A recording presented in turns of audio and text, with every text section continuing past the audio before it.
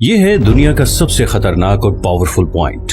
30 मील की इस छोटी सी जगह को कंट्रोल करने का मतलब है पूरी दुनिया पे राज करना, और इसे ब्लॉक करने का मतलब है पूरी दुनिया को तबाह कर देना। इस पॉइंट को कहते हैं स्ट्रेट ऑफ हॉर्मुज़। स्ट्रेट्स असल में समंदर के ऐसे पतले हिस्से को कहते हैं जो दो बड़े समंदरों को जोड़ने का काम करते हैं। अब ऐसी क्या खुसूसियत है इस 30 मील की छोटी सी जगह में जो इसे इतना पावरफुल और इम्पोर्टेंट बनाता है? हमारी जमीन के 70% हिस्से पर समंदर हैं, और इन्हीं समंदरों के जरिए दुनिया की 80% ट्रेड होती है। किसी भी वक्त तकरीबन 50,000 समुद्री जहाज इन समंदरों को क्रॉस कर रहे होते हैं। लेकिन बदकिस्मती से इन समंदरों से गुजरना कोई आसान काम नहीं। कुदरती जोग्राफिया की वजह से इन समंदरों में ऐसे स्ट्रेट या चोक पॉइंट्स बने हुए हैं जो अगर किसी भी वजह से ब्लॉक हो जाएं तो पूरी दुनिया की इकोनॉमी हिल के रह जाएगी। यही हुआ था मार्च 2021 में, जब एक कार्गो शिप सुएज कनाल में 6 दिनों के लिए फंस गई थी और पूरी दुनिया को $10 बिलियन का नुकसान उठाना पड़ा। इसके अलावा भी दुनिया में बहुत से चोक पॉइंट्स हैं, जैसे कि पनामा कैनाल जो पैसिफिक और अटलांटिक ओशन के दरमियान ट्रेड को कंट्रोल करती है, केप ऑफ गुड होप जो पूरे अफ्रीकन कॉन्टिनेंट की ट्रेड फ्लो कंट्रोल करता है, स्ट्रेट ऑफ जिब्राल्टर जो कि मेडिटेरेनियन और अटलांटिक सी के दरमियान ट्रेड कंट्रोल करता है, डैनिश स्ट्रेट बाल्टिक और नॉर्थ सी ट्रेड को कंट्रोल करता है, टर्किश स्ट्रेट मेडिटेरेनियन और ब्लैक सी के दरमियान ट्रेड कंट्रोल करता है, और आखिर में स्ट्रेट ऑफ मलाका जो पैसिफिक और इंडियन ओशन की ट्रेड को कंट्रोल करता है।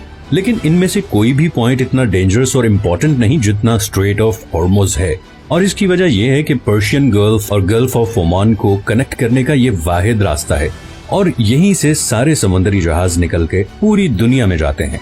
अब पर्शियन गल्फ बहुत इम्पोर्टेंट जगह है क्योंकि 8 कंट्रीज अपनी कोस्ट लाइन इसके साथ शेयर करते हैं, जिसमें ईरान, इराक, कुवैत, सऊदी अरब, बहरीन, कतर, यूएई और ओमान शामिल हैं।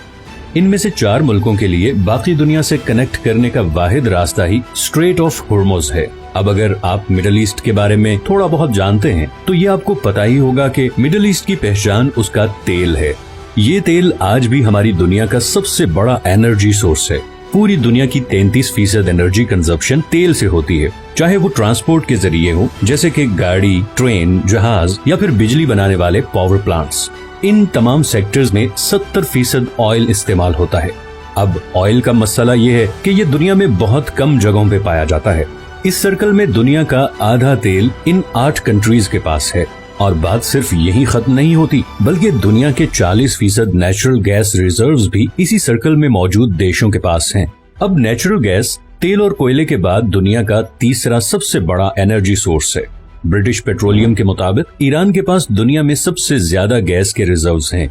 तो हम ये कह सकते हैं कि पूरे पर्शियन गल्फ में तेल और नेचुरल गैस के इतने ज्यादा जखायर हैं जितने शायद हमारे पूरे प्लेनेट पे कहीं नहीं, और इसीलिए पूरी दुनिया की 15% एनर्जी सप्लाई इसी पर्शियन गल्फ में मौजूद कंट्री से आती है। और फिलहाल इस सप्लाई लाइन का पूरी दुनिया के पास कोई और ऑल्टरनेटिव भी नहीं है। लेकिन इस 30 मील के एरिया से गुजर के जाना इतना भी आसान नहीं। सबसे पहले यहाँ पे 8 ऐसे आइलैंड हैं जिन्हें हर समुद्री जहाज को अवॉइड करना पड़ता है, और ये 8 में से 7 आइलैंड ईरान के कंट्रोल में हैं। इन 3 आइलैंड्स को यूएई कंट्रोल करना चाहता था, मगर 1970 में ईरानियन मिलिट्री ने इन पर भी कब्जा कर लिया।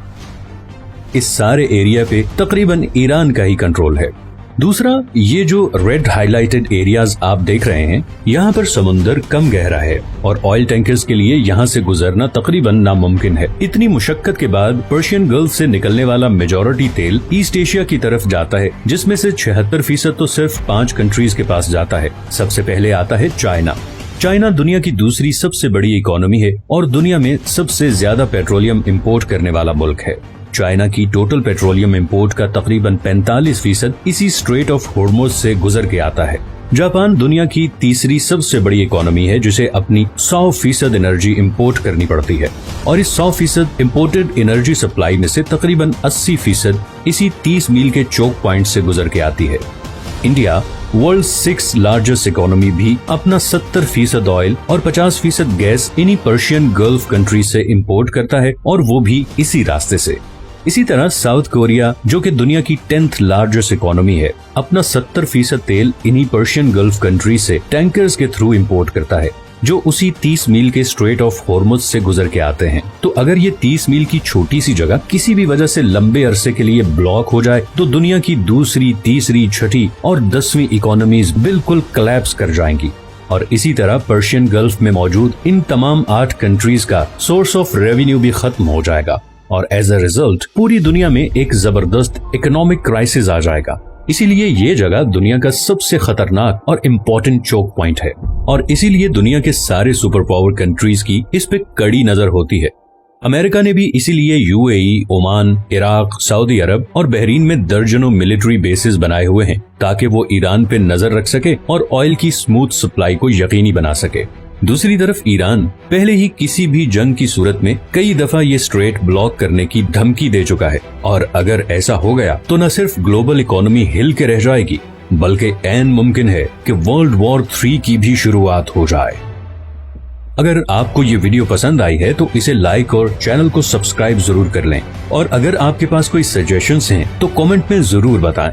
मैंने अभी बहुत से इंटरेस्टिंग टॉपिक्स पे वीडियोस बनानी है तो आपकी सपोर्ट बहुत जरूरी है। अपना ख्याल रखिएगा, मिलते हैं नेक्स्ट वीडियो में।